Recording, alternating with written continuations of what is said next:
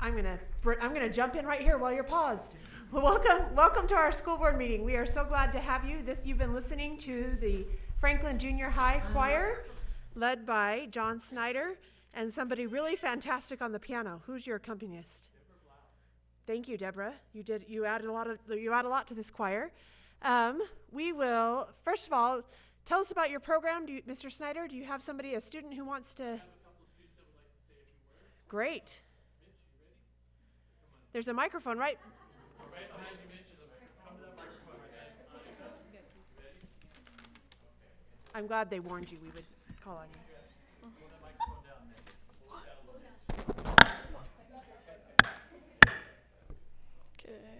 bit. I love choir in Franklin Junior High. It has made me a much better musician and more self-confident. At first, I was a little shy and nervous to sing to a large group of people. I wasn't even so sure if I should change my elective or not. But Mr. Snyder had made music and singing so fun and enjoyable to me. He picked interesting pieces of music to sing. I, personally, have experienced that all of those little corrections, those small adjustments, can really make a huge difference in how we sing and how we sound. Sometimes we would be working on a piece of music to sing the same page over and over and over again, just to correct a few mistakes. All that time and all those corrections have really made a difference.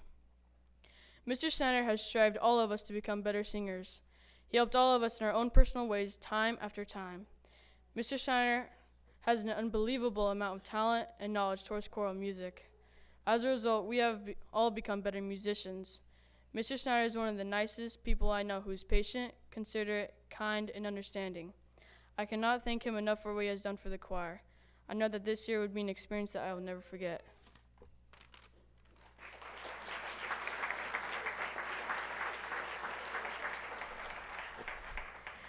I just want to start off by saying Mr. Snyder's a great choir teacher because he's made all of us grow individually, and I've become such a better singer from him because I had no idea what the difference between alto and soprano was when I first started, and now I know everything that there is to know because Mr. Snyder's a great teacher.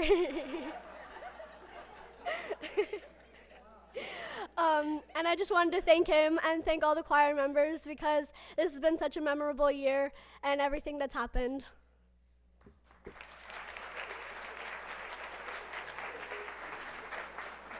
Mr. Snyder, we would like to sign up for your class so that we too can learn everything we need to know. I just want to say that this group of individuals in front of you have been a joy to work with. I've been at Franklin now, I think 3 or 4, and every year it gets better and better and better. The kids, they have a thirst for knowledge. They want to learn. They want to do well, and I get to see them first thing every morning. It's such a pleasure to go to Franklin and work with them each and every day. This choir just finished being at a state level festival, and they've also participated. Some have participated in a Cantaremos honor choir. If you were that person, raise your hand. We had 3, 4 people that were part of that. We also had people who were part of our Mesa Public Schools Junior High Festival Choir. Raise your hand if you were part of that. So they are involved in other things besides what they do at school. We have many of who were at Close Up just recently. So our choir, and how many of you are in sports and do things that way? So they are involved in many different things, but they love to sing, and it shows. And it's a privilege for me to teach them.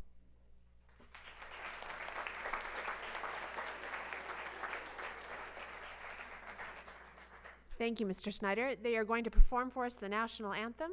So if everyone will rise and then face the flag. As soon as the national anthem is over, they'll roll a video for you as the students leave about our board meeting and its procedures.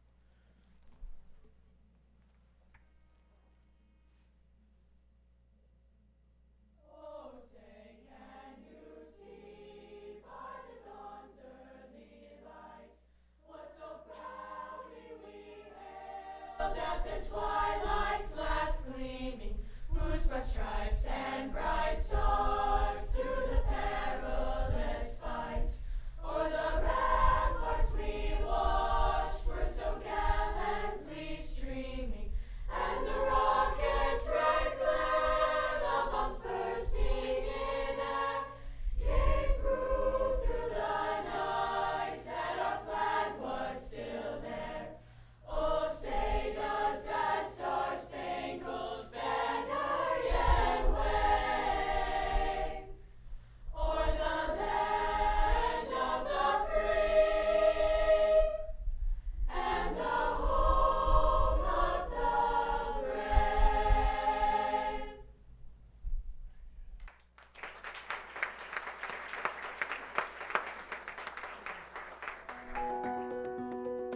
Welcome to the Thank you, Mesa student. Public Schools Governing Board meeting. We appreciate your interest in the district. The 5 elected governing board members volunteer countless hours and serve without compensation. The president and the clerk of the board are elected in January. Under state law, the governing board may only discuss and vote on matters that are on the agenda for tonight's meeting. Agendas are posted a minimum of 24 hours in advance on the Mesa Public Schools website and in the Curriculum Services Center. Copies of tonight's agenda are located in the lobby. Members of the public may speak to the agenda items. If you wish to comment on any agenda item, please fill out a request to address the board form. These forms are also located in the lobby. Before the item is discussed, please submit the completed form to the assistant to the governing board. Members of the public will be given a maximum of 3 minutes to speak. Once recognized by the governing board president, please state your name. We ask that all speakers show respect and courtesy to others. During the second regular meeting of each month, the agenda will include a call to the public, which is an opportunity to speak to the governing board about a school district matter that's not on the agenda. Please submit a request to address the board form to participate in the call to the public. If you want the governing board to consider adding an item to a future agenda, you may submit your request in writing to the board at least 5 working days before that meeting. The superintendent or the governing board president will consider your request. Thank you for your attendance and involvement in tonight's meeting.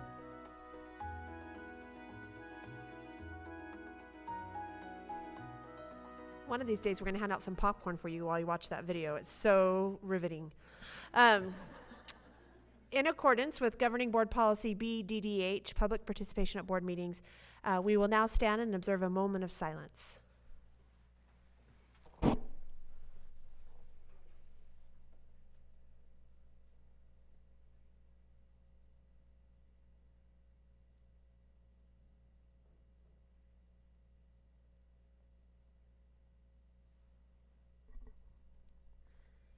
Thank you. If you'll stay standing, I'll call the meeting to order, and our Pledge of Allegiance will be led tonight by Mrs. Holly Williams, Assistant Superintendent of High Schools. Pledge. I pledge allegiance to the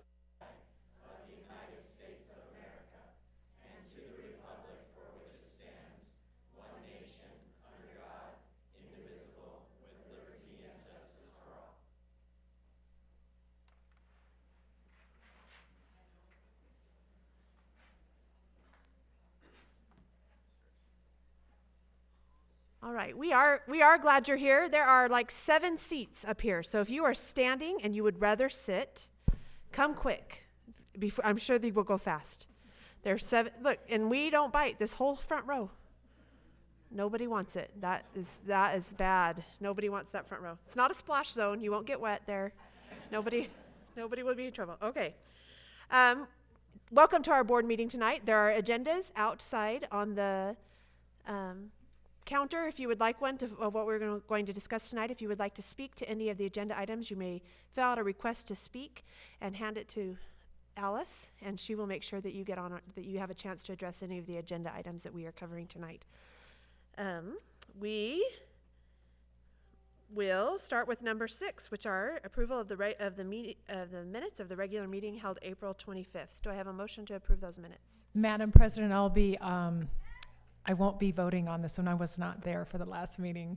Abstaining, that's the word I was searching for. All right, everyone but Elaine gets to vote. Do I have a motion to approve those minutes? I move that we approve the minutes from April 25th, 2017. All those in favor? Aye. Aye. Thank you, which brings us to number 7, our personnel requests. Dr. Madam Holmes? President, members of the board, we're asking your approval this evening of the certificated and personnel action requests, including the addendum. Do I have a motion? I move that we approve the certificated and classified personnel request, including the addendum. All those in favor? Aye. Aye. Who did we just hire? Madam President, members of the board, ladies and gentlemen, it's my honor to introduce to you two new members of our administrative team that we are thrilled to have join us.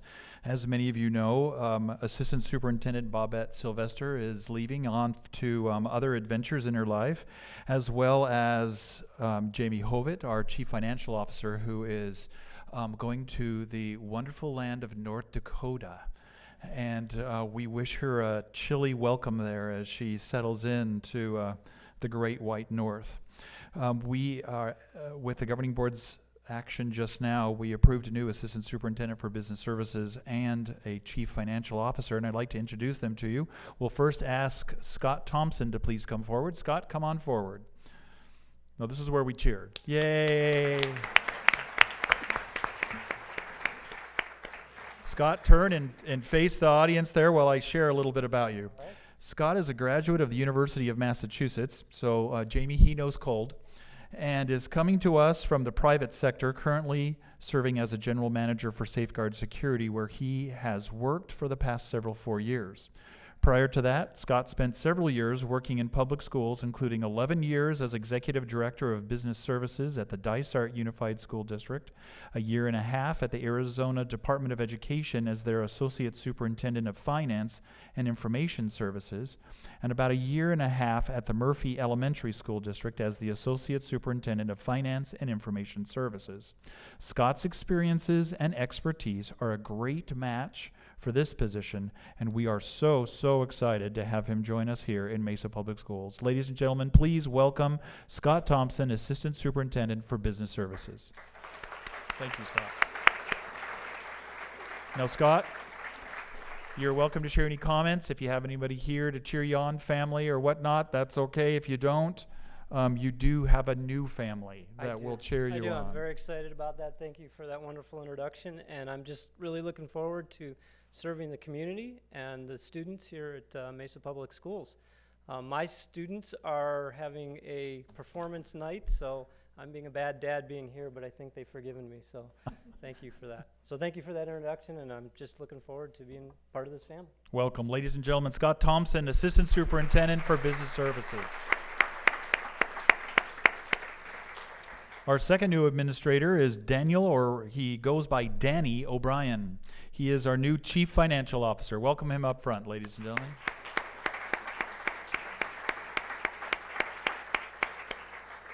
Now, Danny, let me share a little bit about you. Danny is a native Arizonan who graduated from North High School in Phoenix and later Arizona State University. He got close to Mesa, but not quite. So, Danny comes to us with 14 years of experience in the world of finance. Most recently, he has served as the Chief Business and Operation Officer in the Scottsdale Unified School District for the past 5 years. Prior to Scottsdale, he was the controller at Pueblo Mechanical, and prior to that, the Executive Director of Business Operations at the Tolleson Elementary School District. Danny is highly knowledgeable, and we welcome him as our new Chief Financial Officer for Mesa Public Schools. Danny, welcome. Thank you.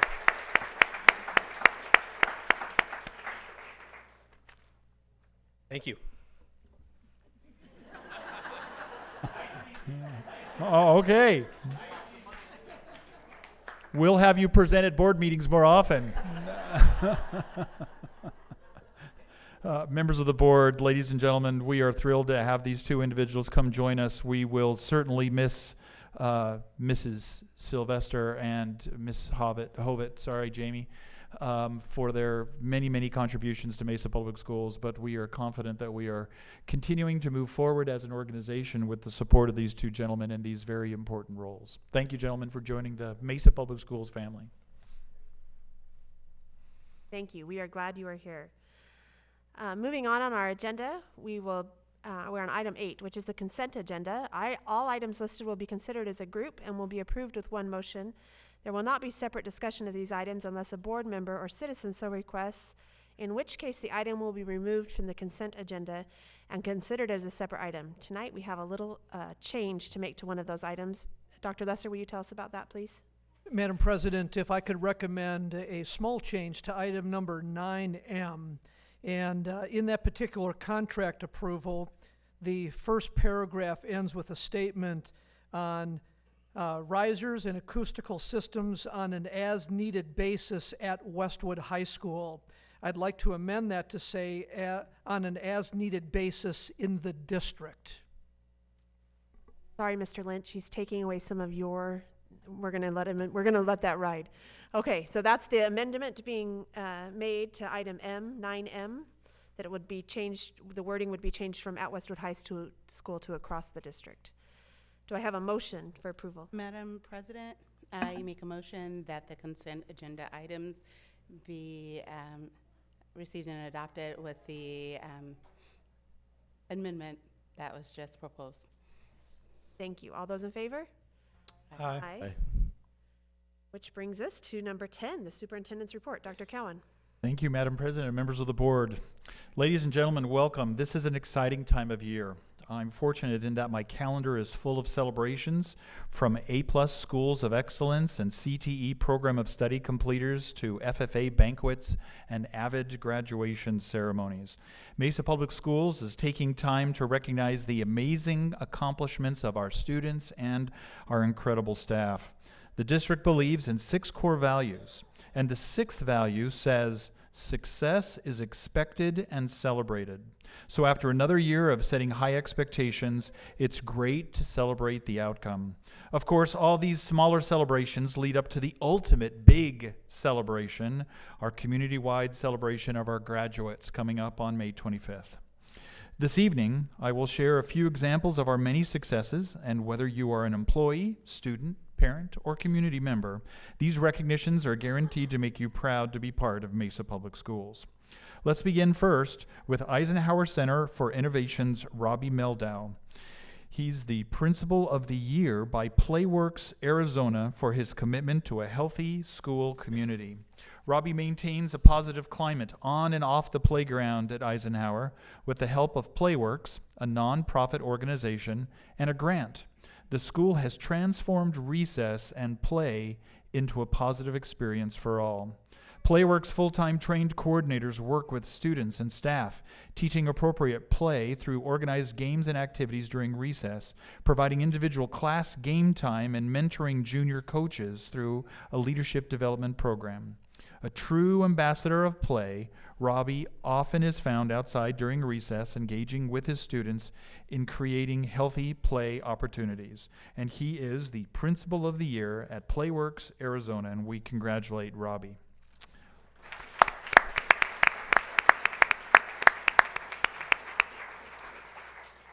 The Mesa Chamber of Commerce recognized its 2017 Student and Teacher of the Year at the annual Leadership Awards dinner. Charlotte Ruth, Skyline High School senior, was named Student of the Year. Charlotte received a $1,000 scholarship and will attend the University of Arizona in the fall. Ryan Zahner was posthumously awarded Teacher of the Year. Ryan was in his 5th year of teaching math at Mesa High School when he passed away in January. He was a charismatic teacher who enjoyed helping young adults pursue their dreams and attain their goals. Several of his students nominated him for the honor, and the Zahner family accepted the award on his behalf. Paul Chasin, engineering and industrial technology teacher and department chair at Mountain View High School, was invited by the Navy to learn more about STEM opportunities available to students in the United States Naval Academy. The cool location was the USS Theodore Roosevelt in San Diego. He was flown via Navy's CA-2 Greyhound logistics aircraft to the Rough Rider, where he spent several days meeting the talented men and women who bring this Nimitz-size carrier to life and learning about the ship's operations. Paul says words cannot describe his experience, so here's a short video from his adventure.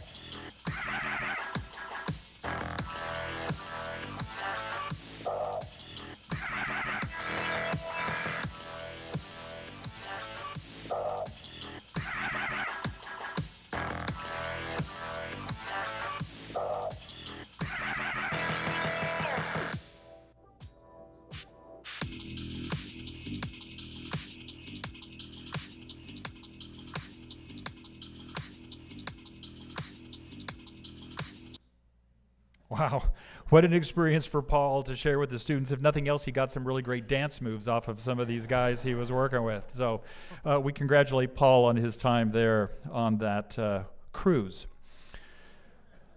Lyric Mullen, a junior at Westwood High School, engaged in 2 days of educational and cultural activities as part of the English-Speaking Union National Shakespeare Competition in New York City at Lincoln Center. More than 20,000 high school students nationwide participated in the competition at local, regional, and national levels. Lyric qualified for her national spot at regionals hosted by Southwest Shakespeare Company. Her experience included an acting workshop by the Tisch School of the Arts in New York University and culminated with her performance of a Shakespearean sonnet and monologue. District-wide, students recently participated in the 6th grade math challenge. Teams answered mental math, problem solving, data analysis, and algebra questions. The top 4 schools, Mesa Academy for Advanced Studies and Bush, Highland Arts, and Franklin West Elementary Schools, continued on to participate in the regional competition at Arizona State University. Our mathematicians dominated the competition, and guess what? Yep. The 4 Mesa teams placed in exactly the same order at regionals. With Mesa Academy again coming out on top, I wonder what the probability of something like that could be. Great job, 6th graders. We're so proud of you and your 6th grade math challenge success. The City of Mesa, along with community volunteers, celebrated Arbor Day with Mesa Public Schools. Vice Mayor David Luna and a team of volunteers discussed Arbor Day with 3rd graders at 12 schools. Students learned about the importance of planting trees, taking care of our planet, and were delighted by a reading from The Lorax by Dr. Seuss. Since long before going green was mainstream, The Lorax has taught young readers the importance of respecting the environment. Along with pots and soil, students were given Palo Verde and saguaro seeds, Arizona's state tree and flower. Madam President and board members, this concludes my report to the board, and I invite you on the floor for this evening's recognitions.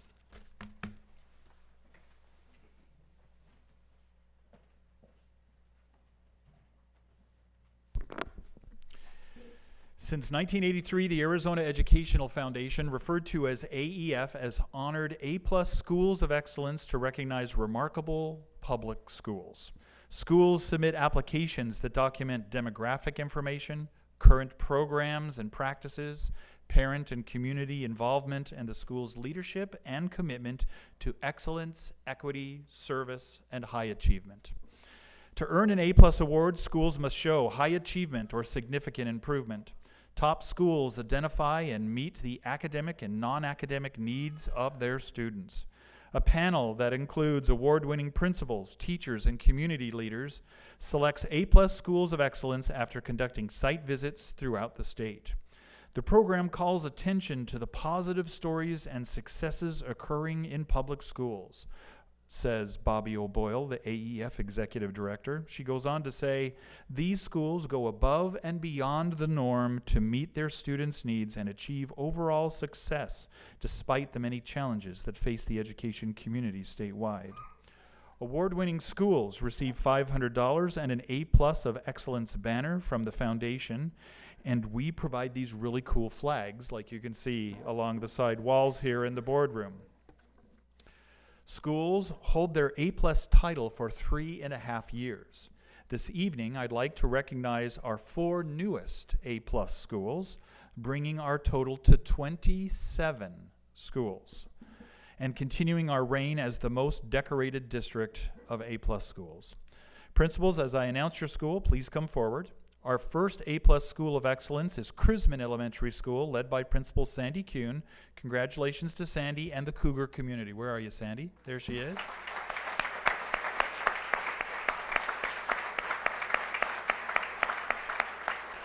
Hey, congratulations. I'll have you meet the board and then come right back over here for me, okay? Next, we have, just a few Jefferson people here. Jefferson Elementary School and Principal Genesee Montez. Yeah. Congratulations, Genesee. Excited for you. They were recently recognized by the media for their unique programming. Third is Pomeroy Elementary School and Dr. James Driscoll. I saw James, there he is. Oh, little competition, all right.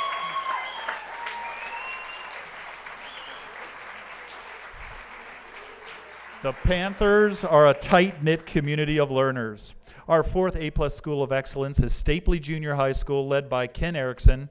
Ken, where are you? Come on up here. There you go. Small but mighty fan club.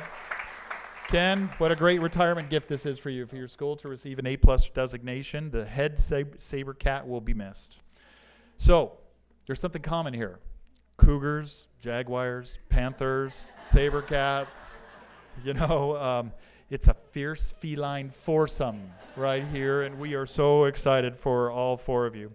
We'd like to recognize the supporters that are here for these wonderful folks. So, Krisman, where are you again? Over there. They're over here in the back corner.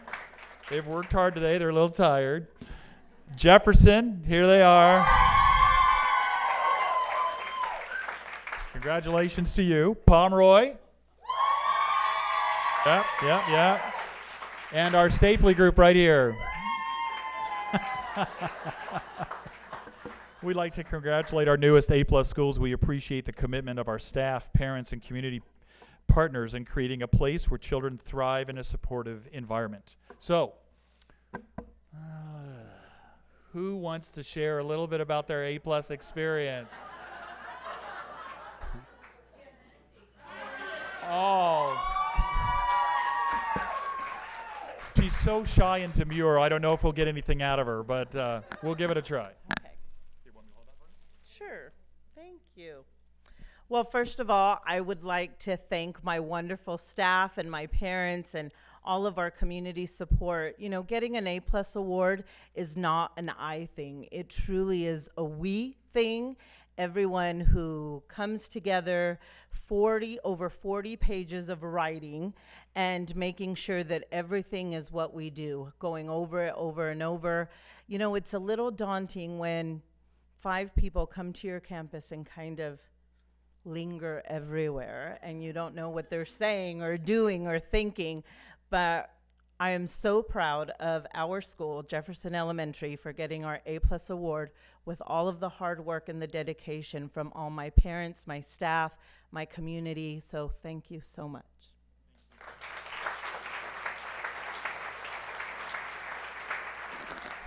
Ladies and gentlemen, I'm sure that Genesee's comments reflect those same comments that you would hear from these other 3 outstanding administrators. Are you pleased with that? Yeah, you're good with that. Okay. All right. Ladies and gentlemen, let's one more time celebrate our 4 feline, fantastic staff members for their accomplishments. Well done. Thank you, gentlemen.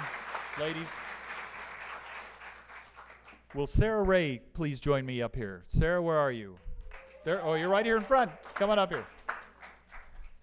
Sarah Ray is a Kinder U Preschool Plus program manager at Jordan Center for Early Education. Whoa, that's a lot to say, right? Sarah received the Program Line Staff of the Year Award from the Arizona Community Education Association for her work in supporting our children and families. In addition to her classroom work, she manages instructional assistance, plans student curriculum, engages with parents. Sarah is a people person with a natural ability to lead. She is well respected by staff and adored by her students and their parents. Sarah, thank you for making a difference in the lives of the young students and their families. We'd like to invite you to share a couple of remarks about Kinder U and your experience. Well, I just love working in the Kinder U program. It's been a joy for me to be able to come and an honor for me to receive this award. I definitely did not expect it, but I appreciate the nomination and the thoughts behind it. And it's just been a wonderful couple of years of me working with the preschool students, and I absolutely adore them, and I'm very grateful for this opportunity. Thanks.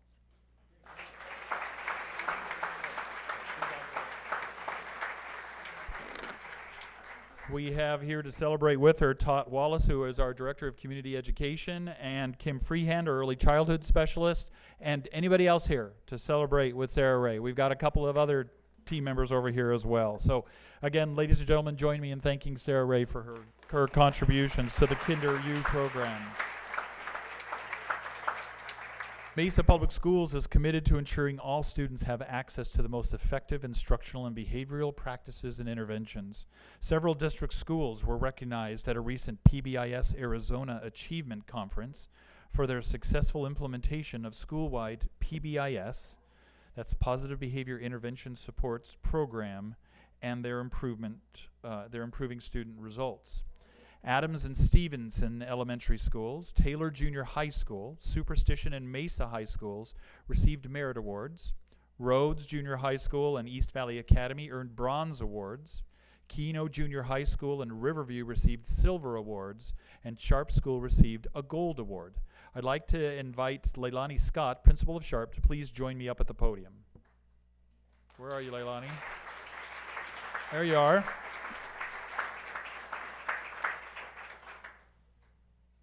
Congratulations. Leilani wears 3, 4, 5 hats. One of those is to help in the advancement of the PBIS program across the district. The PBIS Gold Award is a fitting testament to the dedication and perseverance of the teachers, staff, parents, and students at Sharp. Leilani and her staff have been steadfast in modeling the program in the district, paving the way for Mesa Public Schools to ensure that all of our students are recognized. Ladies and gentlemen, please join me in thanking all of those who were recognized, but most especially for the accomplishments that are happening at Sharp School. We appreciate you, Leilani, and your team. Thank you so very much.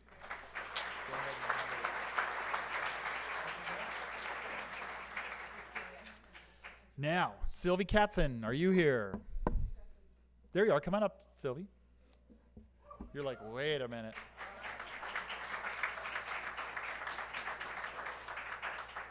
Now, Sylvie is a Skyline High School science teacher, and her and her students, we're going to ask your students now, the student groups, come on up here, you guys. You're going to stand right next to your teacher over here.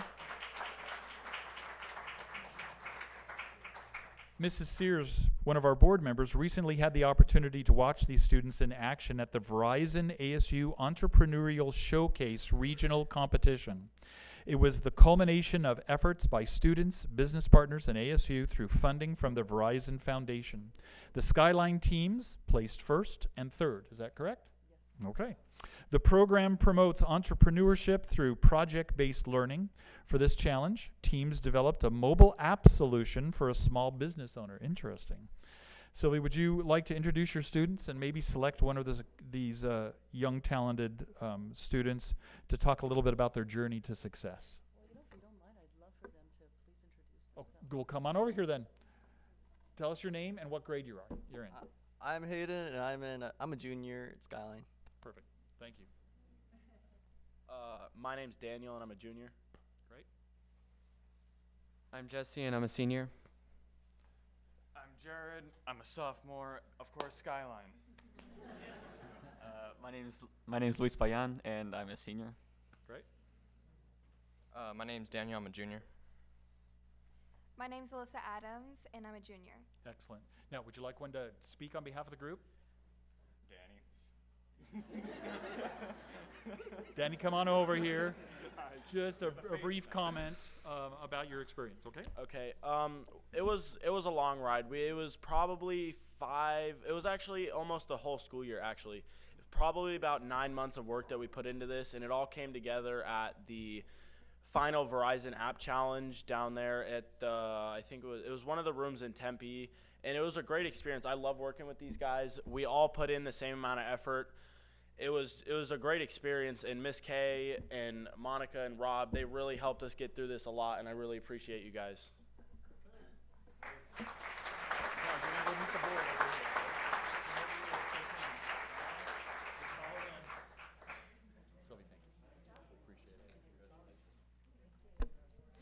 You know, that's quite a program, thinking about building an app, and these students did a wonderful job. Sylvie, thank you for providing such an opportunity for our students, and congratulations, students, for your success. Now, you've got some key other people here, so raise your hand so we can recognize you. Over here. There's one, right back there, and I think we've got, do we have Tom Brennan here? There he is, Tom Brennan, the proud principal of Skyline. Thank you as well. Again, ladies and gentlemen, let's congratulate Mrs. Katzen and her students.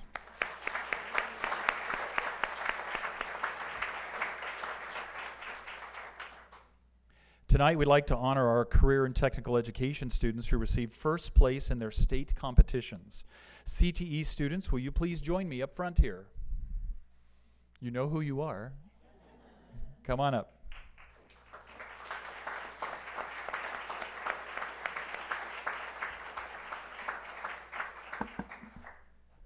So when I announce your name and award, please step forward and raise your hand so the audience can acknowledge you, okay?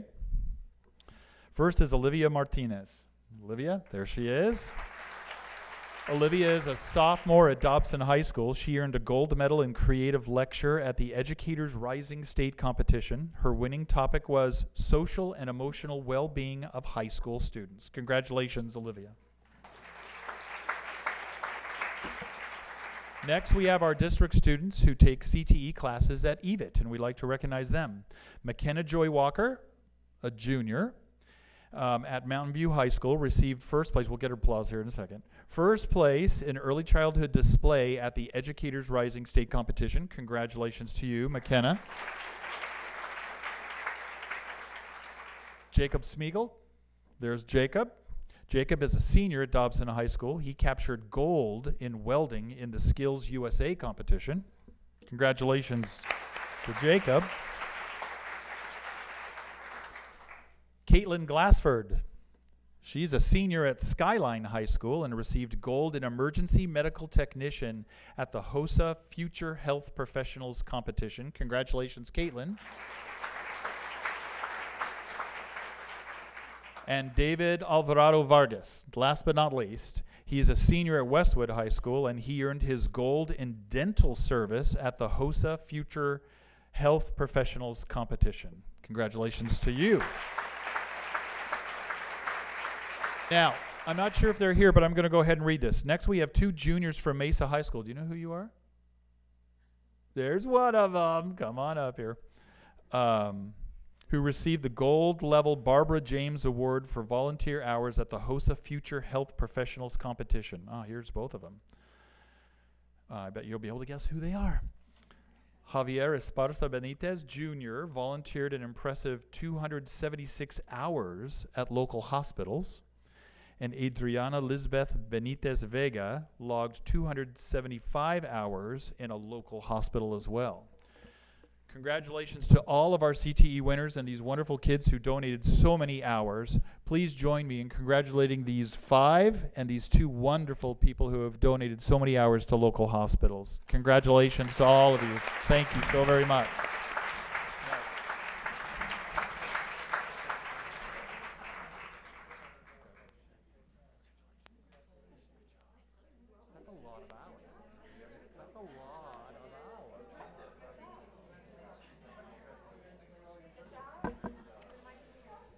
Career and technical education programs provide wonderful opportunities for these and other students to excel in career-related fields during high school. And we are so appreciative of these students. We'd like to recognize any family. Tamara Addis, the principal of Dobson. Are you here, Tamara? There she is in the back. Thank you for joining us. Greg Milbrandt, the principal of Mountain View. And anybody here with our Mountain View student? Nope. Tom Brennan, principal at Skyline High School, and his students and family of the student. Sean Lynch, I saw him earlier. He's in the back, the principal of Westwood High School. Kirk Thomas, the principal of Mesa High School, is in the back as well. And Marlo Loria, who is our director of career and technical education. I don't know if she's here or not. And Dr. Sally Downey, who is the superintendent of EVIT.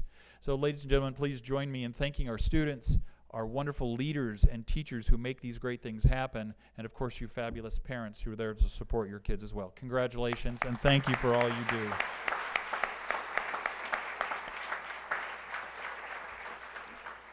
Madam President and board members, this concludes our recognitions for this evening.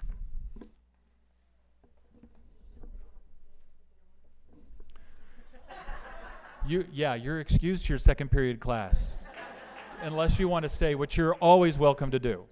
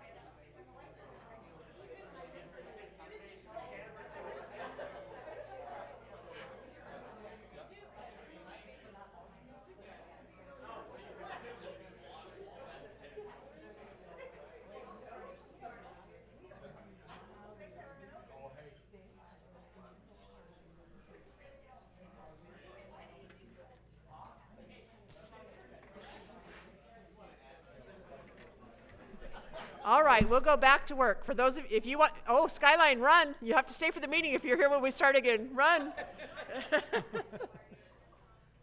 That's the way to clear the room.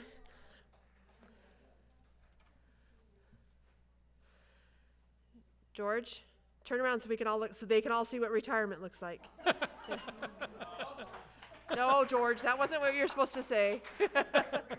He's bored out of his mind. That's what he told me earlier.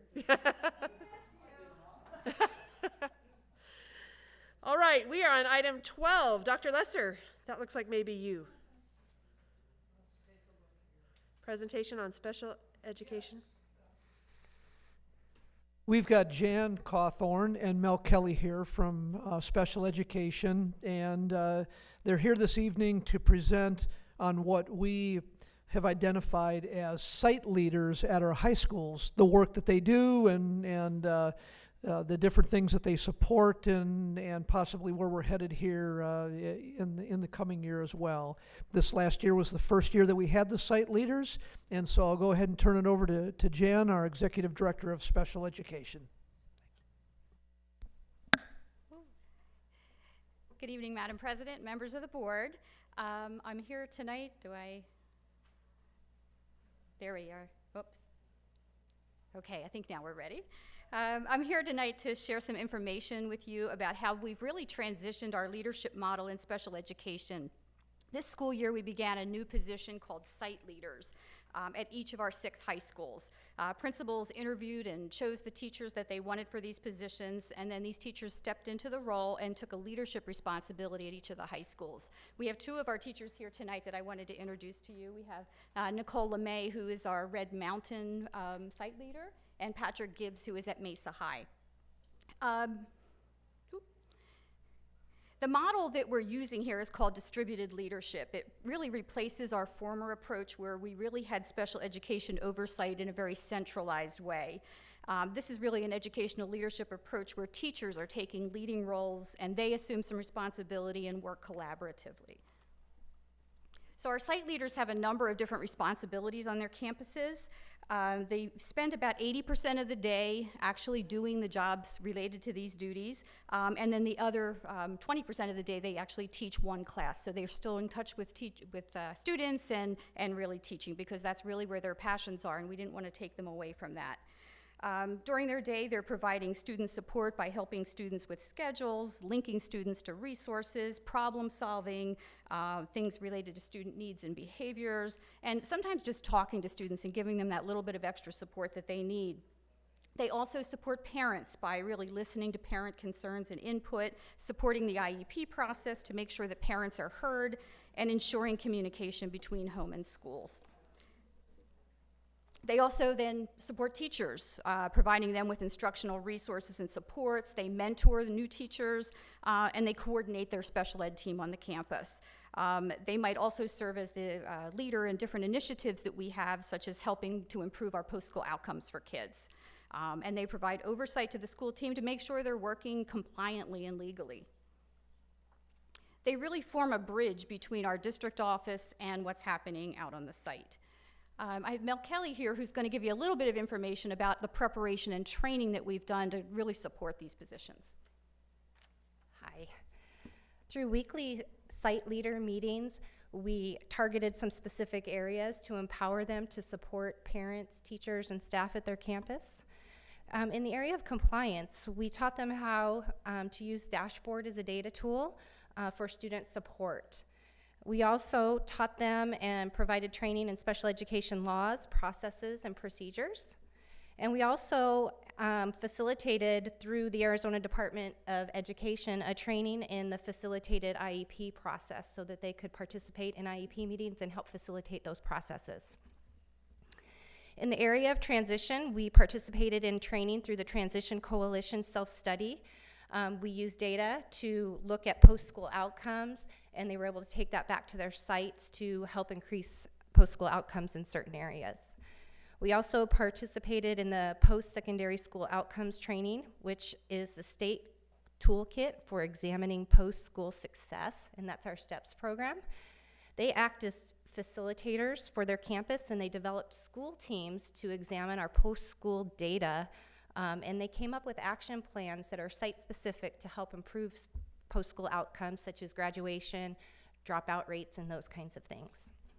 Additionally, they participated in coaching and mentoring training. We partnered with Arizona State University for professional development and collaborative coaching practices to support teachers and staff at their site.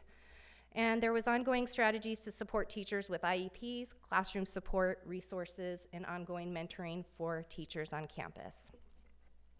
We continue with ongoing collaboration. The collaboration that has happened between the 6 site leaders is ongoing. They participate in problem solving, and this has created a support system between the schools. They continually share ongoing ideas and best practices to support their teachers and staff. And then any other areas that come up as needed by the site leaders, we provide strategies and training so that they can be a support to the people at their campus. We wanted to share with you a little bit about Westwood's experience with their site leader, and I have listed on the slide here just some of the things that that person, Wendy Clifford, has done. She's created what she calls an IEP Academy, where once a month she lets she takes the kids and then has the teachers be able to have time to do some paperwork and things like that, and then she's working with students to help them learn about the IEP process. She's done some things with customer service to really improve that there. She has really personalized the intake process, so when new students come in, she personally helps them figure out their schedule and helps parents. She focuses really on solution-oriented approaches to helping problem solve, builds relationships on the campus, and that really what we're seeing this year is a huge impact on staff retention. At Westwood, they have not lost any of their teachers, and they're fully staffed for next year at this point going forward, which is a big change over prior years, just having that support on the campus. I have just a quote here from Principal Sean Lynch, who really has been very appreciative of having this position on his campus. He describes it as it has really improved their customer service. They now can provide to the students and families, really with an emphasis on meeting the needs of students effectively and in a timely manner.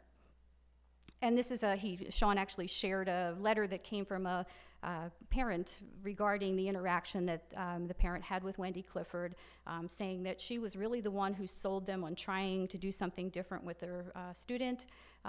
You gave that huge campus such a small feel because of how dedicated you are to making students feel at ease and welcomed and loved.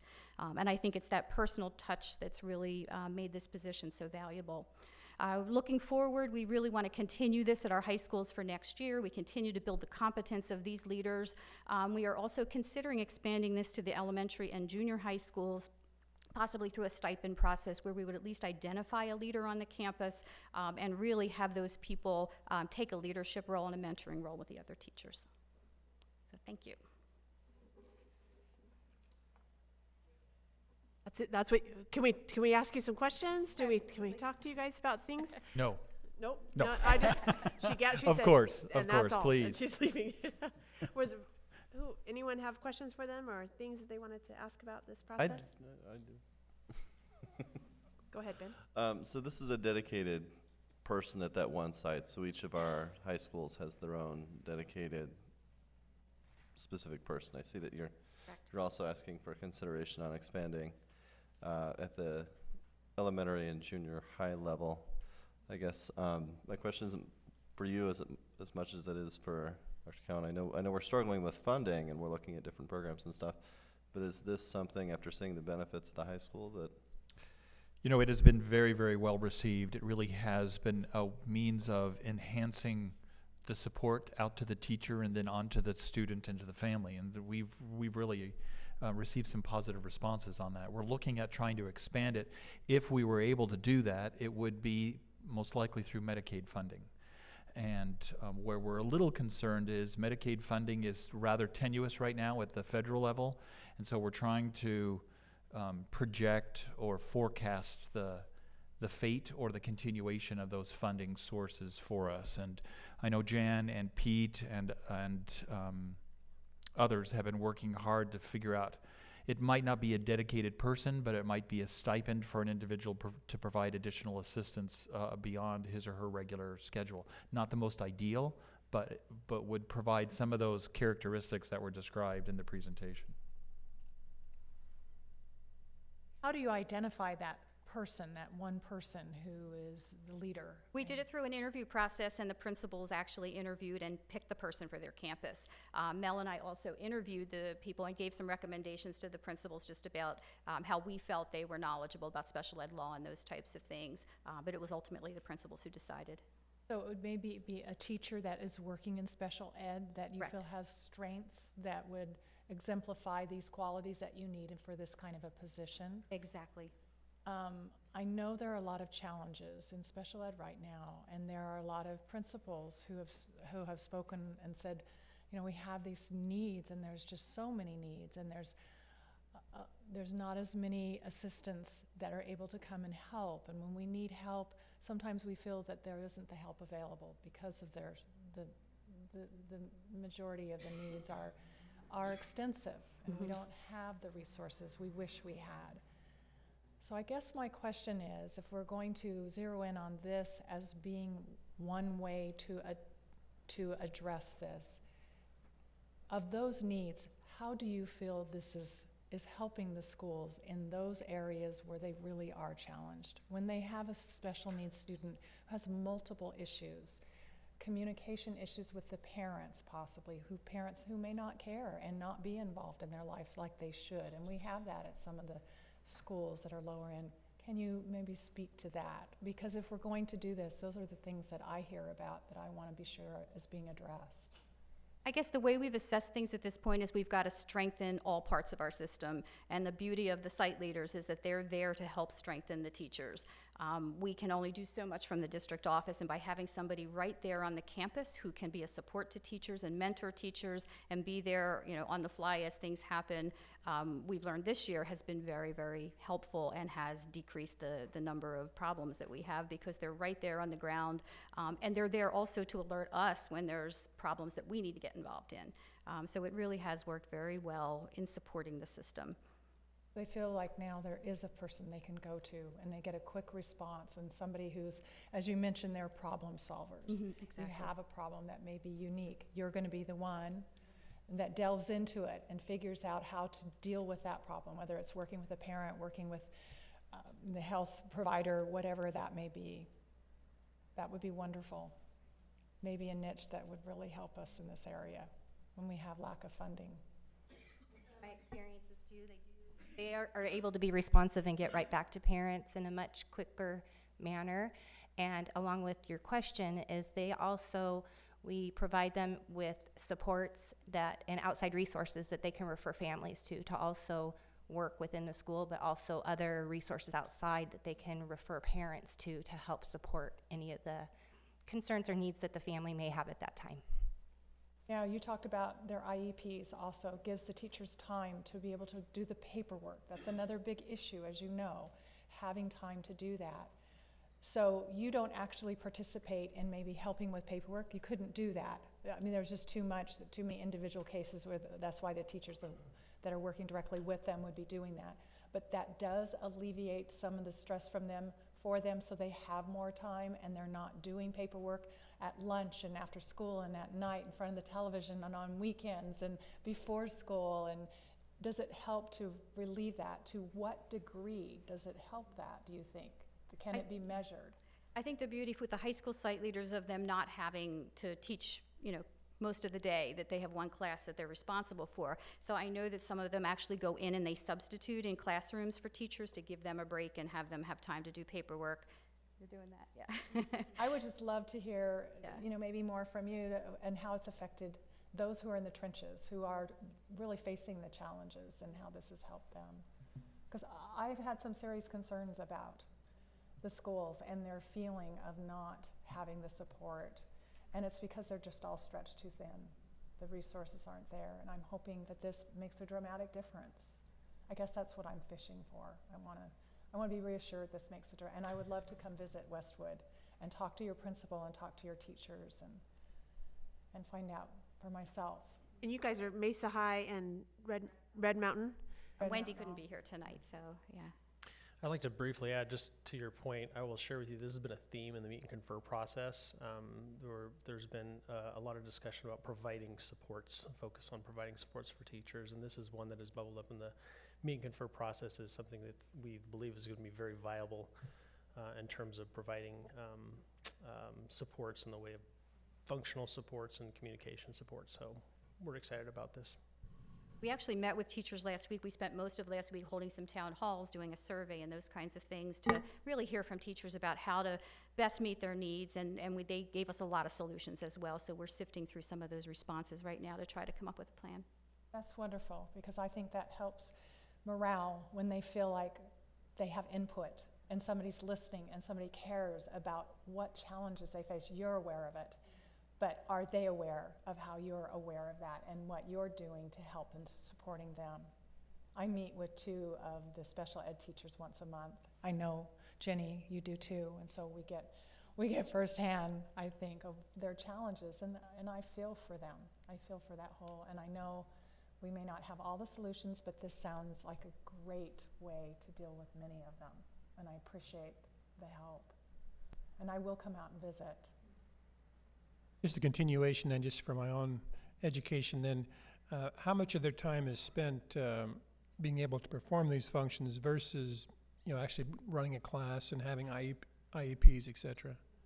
They actually have just 1 class a day that they teach, so it's really 80% of their day they're doing these other things and supporting.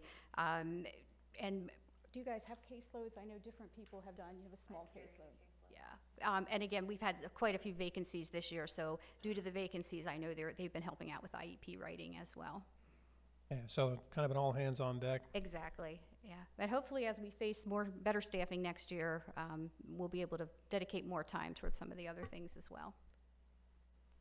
Another thing that Jan and I have talked about, we have allocated some additional resources to this group of educators. Similarly to, you're probably familiar, we bring counselors back at the hourly rate for certificated staff to be able to help kids schedule before the year begins, to make sure that they're in the right classes. They assist the principals in the schools of meeting with parents and getting enrolled. Well, our plans are to extend that same type of format to our site leaders, so they can come back before the year begins as well to provide support, meet with parents, help facilitate IEPs, organize materials and things of that nature as well. So I think to some extent that will get us started in a more positive position as well, and supportive of new teachers and new programs.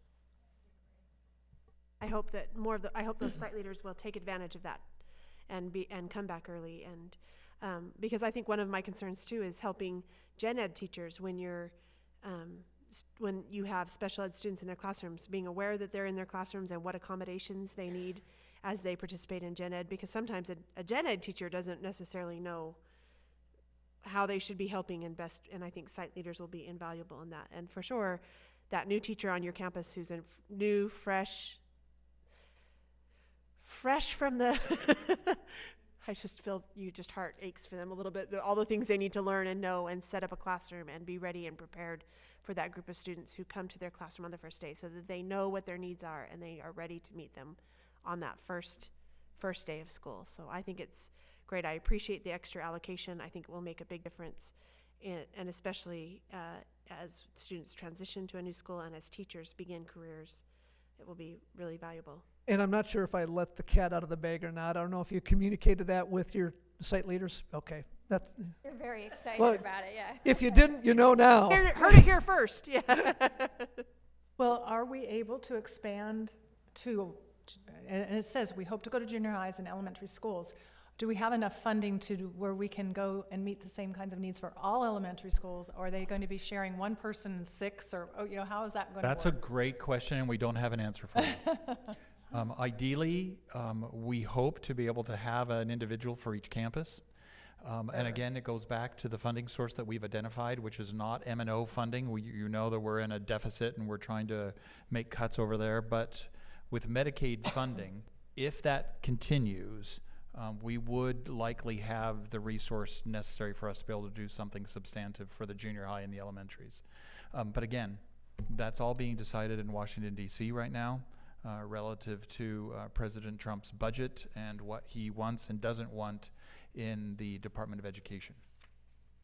And also, Dr. Cowan, probably the model at the elementary and the junior high would look different than the high school level, simply because at some elementary schools, maybe there's only 2 special education teachers and maybe a few more at a junior high and not 20, 22, 24 at a high school level.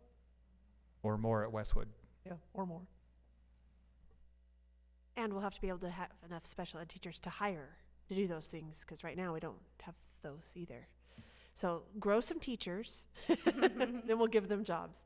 We appreciate your hard work. We know how much you care about wanting to provide good service.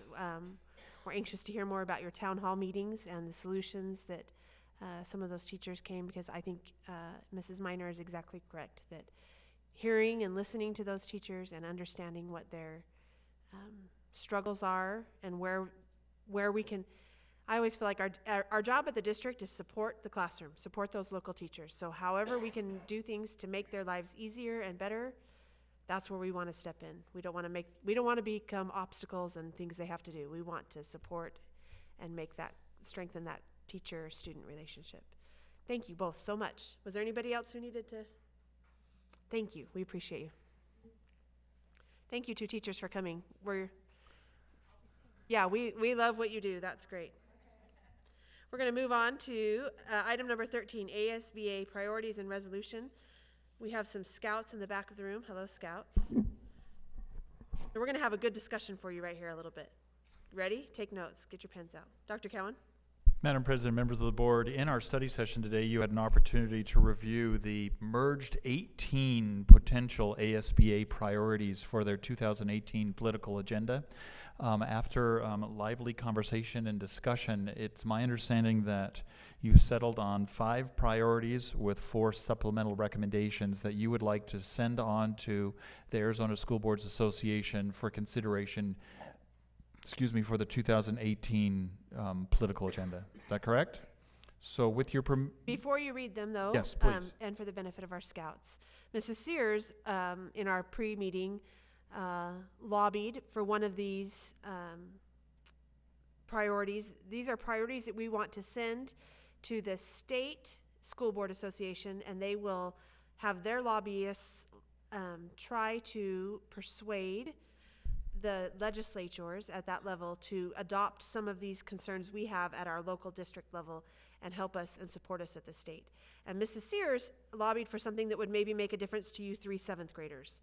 Mrs. Sears, do you want to talk for a minute about what you lobbied for, just so they can hear a little bit of what we talked about in study session? Thank you, Madam President. I think it's so important for 9th graders, so your pending future, to look at all the opportunities that's available for career in technology and actually expand, play with it, experiment, and figure out which way you want to go, whether it's robotics, culinary, whether it's dentistry, whether it's HVAC, mechanics, whatever it is, actually have the opportunity to try it out in your 9th grade year and decide if this is a long-term career. Because I'm very excited, as you should be, about making money in the future. Thank you, Madam President. Thank you. So we had a discussion. That wasn't one of our first ones we decided to adopt, but after discussing it more, we added it to our list. All right, Dr. Cowan? Madam President, members of the board, your 5 priorities as agreed to in study session are: 1, eliminate the change to current year funding and implement poverty weight funding to help schools address significant student needs.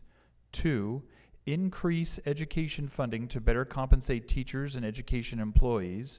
3, protect desegregation funding from any cuts or modifications. 4, restore building renewal funding and ensure facilities are adequately maintained. And 5, change override/budget increase language to, quote, locally controlled funding, end quote, to better reflect what voters are being asked to support. In addition to those 5, you would also like to forward to the ASBA: A, establish financial transparency, expansion limitations, and academic accountability for empowerment scholarship accounts, or ESAs. B, restore funding for all-day kindergarten. C, uphold, preserve, and strengthen local control to reinforce the connection between the community and its elected governing board members.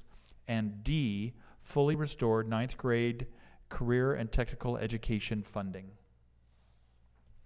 If that's in agreement to the five of you, we would invite you to make a motion and vote to accept these 5 plus 4, and then we will forward them on your behalf to the ASBA. Do I have a motion? I move for approval of the ASBA recommendations as so stated. All those in favor? Aye. Aye.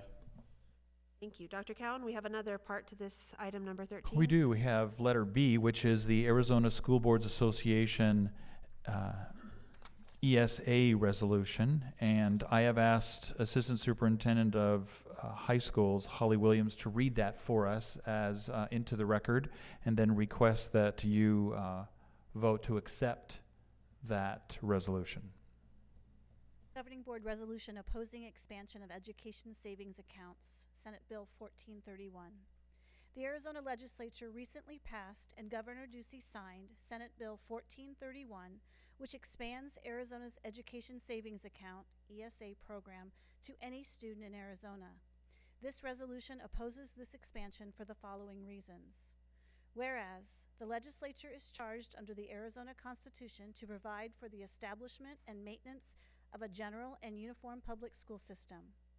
Whereas, the legislature is charged under the Arizona Constitution to make such appropriations to be met by taxation as shall ensure the proper maintenance of all state educational institutions and shall make such special appropriations as shall provide for their development and improvement.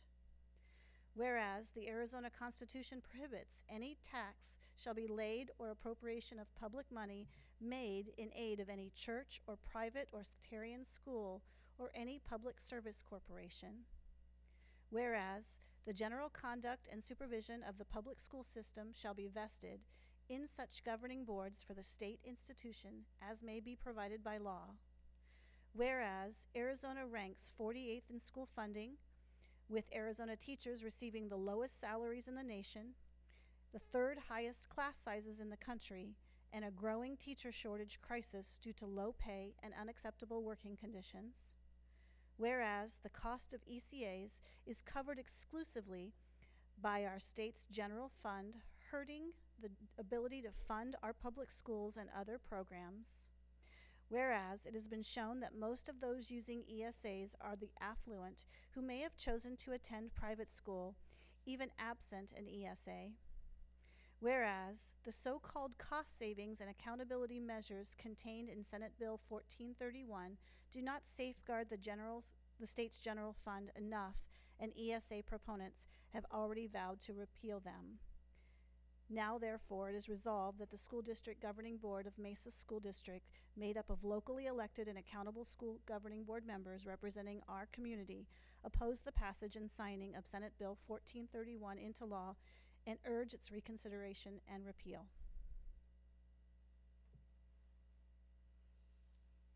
Thank you, Ms. Williams.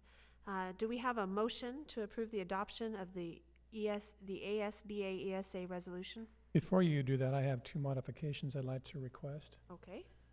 First of all, I'd like to just clarify, I'd like to have it be on Mesa letterhead and not ASBA letterhead.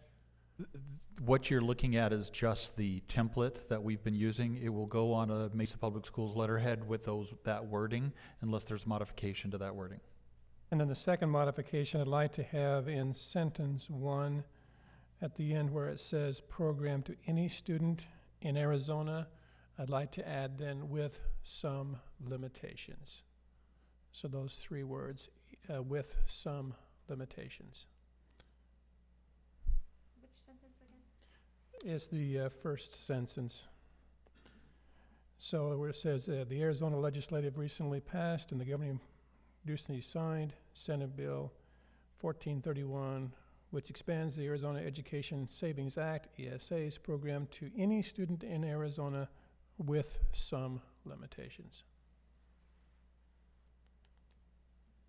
Why do you want to add that? Because they did add some limits. There was a growth limitation. The growth limitation. Okay. I think it's important that we at least acknowledge that, this could not be open to every student in all of Arizona, that there are growth limitations, but regardless, it's still really is at risk. It's open to all students in Arizona, but there is a cap of the number who can participate in the program. Which is what, hence I'd like to have then with some limitations. Right, that makes sense. Okay, are there any other comments on it? Do you feel okay about adding that sentence?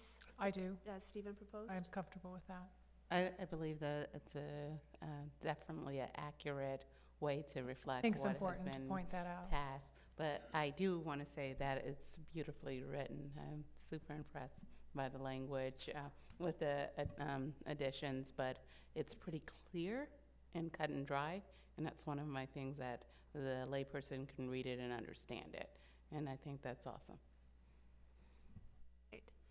All right, then do I have a motion to approve and adopt this resolution with the changes noted by Mr. Peterson? I make a motion that we approve the resolution. All those in favor? Aye. Aye. Just for clarification, on record's sake, Mrs. Minor, was that including the modifications that were Yes. concluded? Thank you. Thank you. Yes, with the modification by Mr. Peterson. Okay. Now, our favorite part of the evening. Item number 14 is, do I have a motion for adjournment? I move that we adjourn. All those in favor? Aye. Aye. Scouts, you could vote. Do you vote we adjourn? All right, we're out.